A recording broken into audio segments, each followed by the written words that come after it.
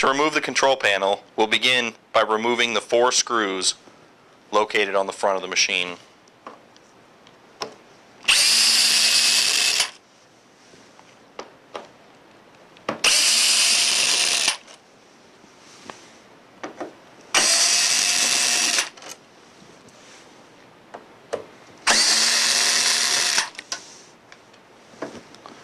Put the screws somewhere where they won't be lost.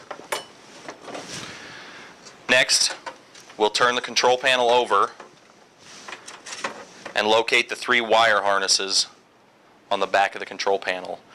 We'll remove the main wire harness by pinching on both sides and pulling back. And we'll remove the 2 small harnesses by pinching the clip and pulling back.